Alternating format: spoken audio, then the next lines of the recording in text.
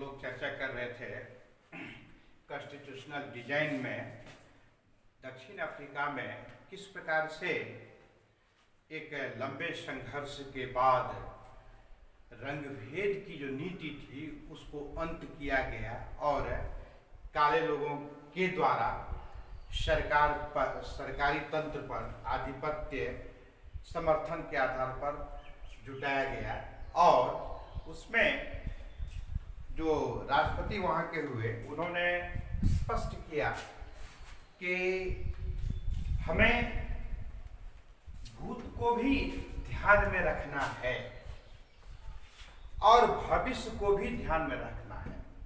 यानी जो समय बीत चुका है उसमें जो हम लोगों ने सहन किया है, झेला है, गोरे शासकों के द्वारा जो प्रताड़ित किया जा रहा था उसको भी हम लोगों ने अनुभव किया और आने वाले समय में जो हमारा भविष्य हमारे हाथ में है उसको भी ध्यान में रखना है और दोनों को ध्यान में रख करके इस प्रकार के संविधान की रचना करनी है जिससे दक्षिण अफ्रीका के तमाम जनों का, चाहे वह काले लोग हो, चाहे वह गोरे लोग हो या कलर्ड पीपुल हो, सबका कल्याण हो। यदि हम भूत की बात को ध्यान में लेके चले तो बदले की भावना होगी और जब बदले की भावना होगी तो फिर वही स्थिति उत्पन्न होगी जो यातनाएं हम लोगों ने, उत्पीड़न हम लोगों ने झेला है, वही स्थिति फिर गोरे लोगों के साथ होगी। गोरे लोगों में भी इस प्रकार की आशंका थी कि अब काले लोगों की सरकार बनी है, वहां के मूल निवासियों की सरकार बनी है, पता नहीं क्या हो सकता, किंतु दोनों पक्ष एक दूसरे के भलमानसपन को समझ रहे थे।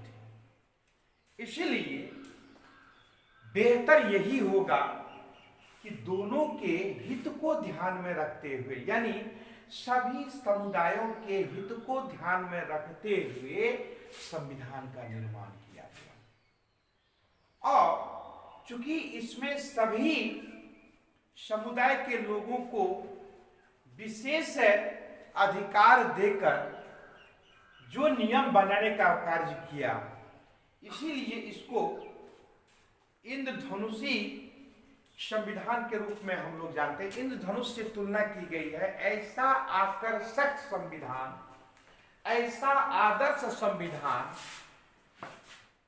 को इंद्रधनुष की संज्ञा दी गई, जो हम लोग ऑलरेडी पहले ही क्लियर कर चुके थे। हम यह भी जानते हैं कि प्रत्येक देश का अपना अपना एक अलग संविधान होता है और उसी संविधान के आधार पर वह देश शासित होता है। प्रश्न आपके मन में यदि आए भी तो स्पष्ट है कि संविधान इसलिए आवश्यक है, where we need our constitution, क्योंकि उन नियमों के तहत देश के नागरिकों को चलना होता है। उन नियमों को के आधार पर देश शासित होता है। किसी भी कार्य को करने के लिए, चाहे वो परिवार ही क्यों न हो, अत्यंत छोटी इकाई, उसके लिए भी परिवार के भी कुछ नियम होते हैं। ठीक उसी प्रकार से देश को भी चलने के लिए उन नियमों की आवश्यकता होती है और ऐसा नियम देश के हित कल्याण को, राष्ट्र की जनता के हित कल्याण को ध्यान में रखते हुए बनाए जाते हैं। इसीलिए इस नियम को सर्वोच्च नियम या कानून के नाम से जाना जाता है। तो ये संविधान क्या है? तो संविधान विभिन्न कानूनों का एक दस्तावेज है, एक संग्रह है, जिसके आधार पर कोई भी देश चलता है, कोई भी देश शासित होता है, वहां की जनता उन नियमों को मानने के लिए बाध्य होते हैं। ये क्लियर हो, इसलिए संविधान की आवश्यकता है प्रत्येक राष्ट्र को। अब हम लोगों को अपने देश के संविधान पर चर्चा करनी है कि अपने देश का संविधान यानी भारत का संविधान कैसे बना। तो भारत का संविधान भी दक्षिण अफ्रीका के ही संविधान के भांति अत्यंत ही आदर्श है, बहुत ही सटीक है, देश हित के लिए है, जनता के हित के लिए है। आपको ज्ञात होगा, हम पहले भी कभी चर्चा किए होंगे कि भारत का संविधान विश्व के अधिकांश संविधान, अच्छे अच्छे देशों के संविधान का निचोड़ है।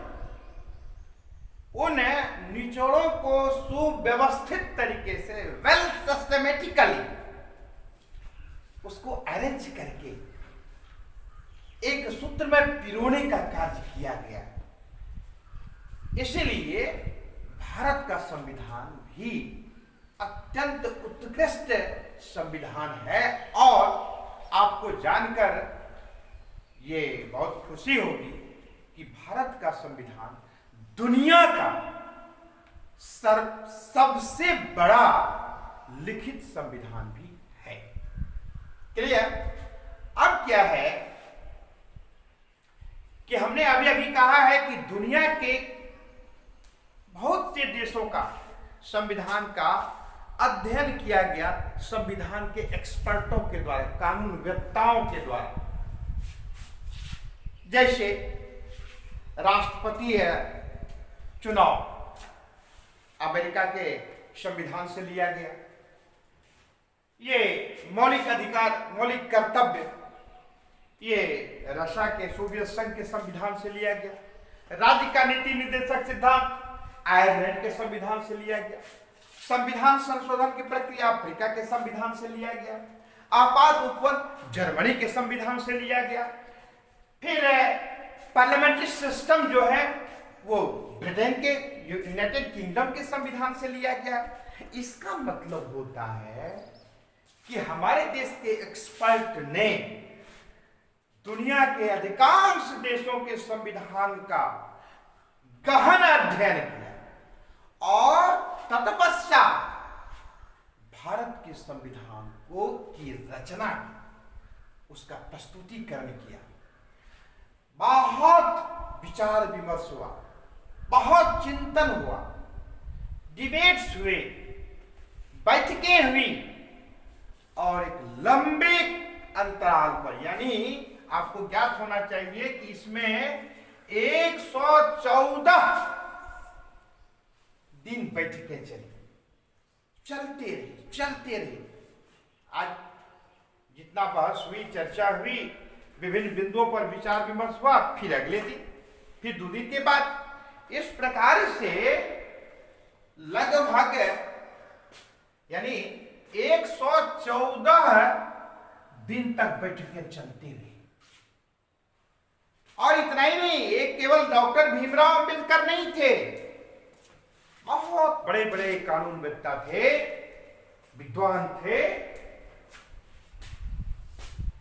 299 सदस्य मिलकर 114 दिन की बैठकों के उपरांत 2 वर्ष 11 माह 18 दिन का समय बीतने के उपरांत एक आदर्श, एक व्यवस्थित, एक कल्याणकारी सिद्धांत का निर्माण हो पाया। चूंकि इसको सुसज्जित करने का कार्य डॉक्टर भीमराव अंबेडकर को जाता है, भारत के संविधान को, यही कारण है भारतीय संविधान का निर्माता या भारतीय संविधान का जनक के रूप में डॉक्टर भीमराव अंबेडकर को माना जाता है। वैसे मोस्ट एप्रोप्रिएट है, he was the framer, he was the framer of our Indian Constitution. Why framer? Because he has taken some ideals points from different countries' constitutions. So, and well arranged, systematically arranged. So, it will be better to say, yes, he was the framer of our Indian Constitution. Okay? अब क्या है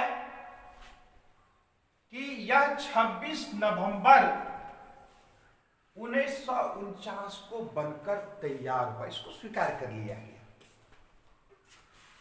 कभी कभी objective प्रश्न भी रहता है, बच्चे कंफ्यूज कर जाते हैं। जब एडॉप्टेड की बात होगी तो याद रखेंगे 26 नवंबर 1949 के ही, किंतु इनफोर्स और इनफैक्ट इंप्लीमेंट वर्ड का जब प्रयोग होता है तब हम कहेंगे 26 जनवरी 1950। क्योंकि 26 जनवरी के दिन ही यह बनके तैयार हुआ था, इसीलिए 26 जनवरी के दिन को ही 26 तारीख को ही यह डेट रखा गया था। और इसमें 26 तारीख इसलिए रखा गया क्योंकि 26 तारीख यह बनके तैयार। ये नवंबर क्यों? उसके कालखंड में एक लंबा समय होना चाहिए था, एडजस्ट करने के लिए, जानकारी देने के लिए, व्यवस्था बनाने के लिए, इसलिए दिसंबर न हो करके ये जनवरी का माह, इसीलिए एक महीना बढ़ गया। तो इस तरह से 26 जनवरी 1950 को भारत का संविधान लागू हो गया। उस दिन से हमारा यह जो देश है रिपब्लिक स्टेट के रूप में जाता है। ये रिपब्लिक स्टेट क्या है? इसका तात्पर्य होता है कि वैसा देश जिसका शासनाध्यक्ष अथवा राष्ट्राध्यक्ष का चुनाव जनता के द्वारा होता है, न कि वंश परंपरा के आधार पर, न कि राजतंत्र राजा के कुल खानदान के आधार पर। इसीलिए इसको रिपब्लिक के रूप में जानते हैं। यानी पूर्ण आजादी हमें मिली है 26 जनवरी 1950 को। ठीक है? तो इस तरह से हम लोग यह जान गए कि 26 जनवरी 1950 को हमारा संविधान बनके तैयार हुआ, लागू हुआ। और इसका ये एक वर्ड आया है constituent assembly. What is constituent assembly? ये कॉन्स्टिट्यूएंट असेंबली से क्या तात्पर्य है? याद रखेंगे, इसको कहते हैं हिंदी में संविधान सभा।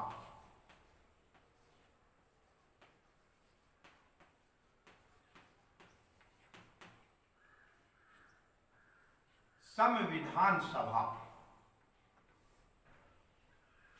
ये क्या है? ये ऐसी सभा है जिस सभा में निर्वाचित प्रतिनिधि होते हैं और संविधान के निर्माण के लिए एकत्र होते हैं, एक साथ मिलते बैठते हैं और उस पर चिंतन मनन होता है। तो ऐसी ही सभा को हम क्या कहते हैं? संविधान सभा। इसको हम लोग अंग्रेजी में कहते हैं constituent assembly.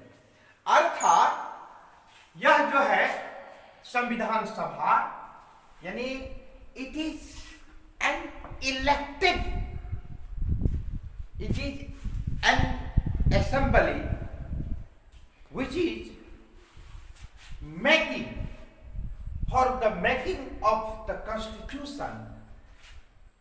So in another word you can say it is an elected representatives. It is an assembly of elected representatives. An assembly of elected representatives who make constitution or laws for the constitution, यानी यह निर्वाचित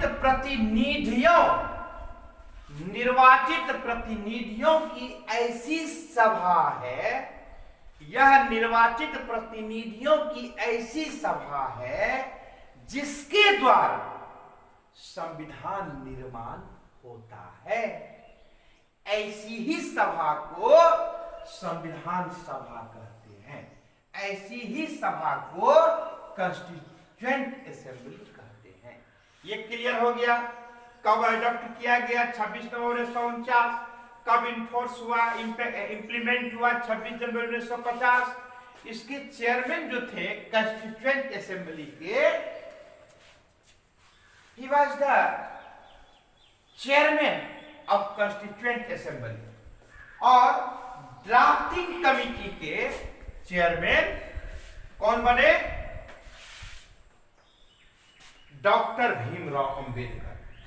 तो इस तरह से आपने देखा कि भारत का संविधान भी दुनिया के बहुत आदर्श संविधान में से एक है।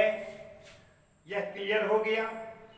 दूसरा यह देखा कि पहले यह कि संविधान की आवश्यकता जैसे अन्य देशों के लिए है उसे ही भारत के लिए भी है। भारत का संविधान बनाने में एक लंबे अंतराल के बाद 299 मेंबर के अथक प्रयास से 114 दिन की बैठकों के पश्चात लगभग 3 वर्ष में यह संविधान बनकर तैयार हुआ। एक संविधान सभा है, मैं थोड़ा सा स्पष्ट कर देना चाहूंगा। जब संविधान सभा का प्रारूप तैयार हुआ, मैं पहले भी कभी चर्चा किया हूं कि अंग्रेजों की नीति ठीक नहीं थी, नियत ठीक नहीं था। अंग्रेज जब समझने लगा कि भारत में अब इस प्रकार से बलपूर्वक अधिकार पूर्वक शासन करना संभव नहीं है, भारत की जनता जाग चुकी है, भारत की जनता शेर है, शेर को जगने की आवश्यकता है। जब जनता जग गई तो अंग्रेजों को दुम दबा के भागना पड़ा। तो अंग्रेजों ने जाते जाते भारत में ऐसी परिस्थिति उत्पन्न कर दिया कि भारत के 2 टुकड़े हो गए आजादी से पहले। और भारत का 2 हिस्सा जो हुआ, एक पाकिस्तान के रूप में जाना गया और एक भारत जो अपना भारत है।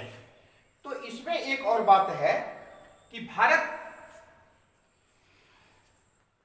में जो विभिन्न देशी रियासत थे, छोटे छोटे राजा लोग थे, उन लोगों को भी पूरी आजादी दे दी गई कि आपको जिस भूखंड में शामिल होना है, भारत में शामिल होना है या भारत से निकला हुआ जो एक अलग टुकड़ा बना है पाकिस्तान, उसमें शामिल होना है। बहुत से राजाओं ने, देशी रियासतों ने अनुभव किया कि भारत के साथ रहने में हमारा हित, कल्याण और हमारी स्वतंत्रता, हमारी आजादी, हमारी स्वायत्तता अधिक बनी रहेगी और कल्याण होगा। इसीलिए अधिकांश इसमें शामिल हो गए स्वेच्छा से। किंतु कुछ ऐसे राजा थे जो देर से निर्णय लिए। उसमें से एक दो का हम, एक जम्मू कश्मीर का नाम आप लोग जानते हैं। जम्मू कश्मीर में विचार विमर्श करने लगा कि ठीक है, हम विचारते हैं कि हमको इधर रहना है कि उधर रहना है कि दिल्ली स्वतंत्र रहना है। तो उधर जो अपना पड़ोसी जो नया नया राष्ट्र बना था, उनके जिह्वा से लाल टपक रहा था जम्मू कश्मीर को कब्जा करने के लिए। वो लपक छपक शुरू कर दिया। बच्चा सब होता है ना, टॉफी टॉफी बगल में रख दो या मिठाई रख दो छोटा छोटा बच्चा के बगल में, और चाहोगे कि कुछ देर वो नहीं खाए, लेकिन वो इतना लालची होता है, छोटा बच्चा है, वो झपटना शुरू कर देता है। तो पाकिस्तान उसी बचकाना हरकत शुरू कर दिया, वो लपक छपक शुरू कर दिया। नतीजा ये हुआ कि जम्मू कश्मीर के जो राजा थे उनको समझने में, भापने में देर न लगी। कहने में बेहतर होगा कि भाई हम इधर ही रहें, तब तक में लपक छपक कुछ कर लिया। आज है वो जबरन कर लिया गया था। अभी पीओके की जो बात चल रही है, पाक अधिकृत जो कश्मीर है, ये जम्मू कश्मीर का ही कुछ हिस्सा था जो पाकिस्तान ने धोखा में भारत का कुछ अंश को ले लिया। अब हम लोग चाहते हैं, भारत चाहता है, और वहां के पीओके को जो हमारे मुस्लिम भाई हैं, वहां को वही उनका अपना मूल निवासी नहीं माना, उनको उस प्रकार से अधिकार नहीं दिया गया। वहां के मुस्लिम समुदाय के हमारे भाई भी अब वहां से त्रस्त है, परेशान है, वो भारत आने के लिए बेचैन है। भारत का विशाल हृदय का वो गुणगान करता है, पाकिस्तान की सरकार वो पर्याप्त नहीं करती है। इसलिए अब एक मिशन भारत का, भारत के नागरिकों का, भारत की सरकार का यह है कि जो धोखा से हमसे हमारा जो एक हिस्सा जम्मू कश्मीर का था ले लिया है हमारा पड़ोसी राष्ट्र, और वो आना भी चाहता है। हमारे मुस्लिम समुदाय, हमारे मुस्लिम भाइयों को वहां पर पाक अधिकृत कश्मीर में बहुत यातनाएं देते हैं, बहुत शोषण होता है, उनके हित कल्याण की चिंता नहीं की जा रही है। वो लोग बेचैन हैं अपने यहां आने के लिए, अपना उनका घर भी है। इसीलिए भारत चाहता है कि चूंकि वो कश्मीर का ही हिस्सा है, वो भी अब अपने देश में मिल जाए और उनको भी भारत के नागरिकों की भांति सम्मान पूर्वक जीने का अधिकार मिले। यह प्रयास चल रहा है। वैसे मैं बता रहा था कि जब संविधान सभा बना था उस समय में, चूंकि भारत के जब दो टुकड़े हो गए, एक हिस्सा अलग हो गया, तो संविधान सभा का भी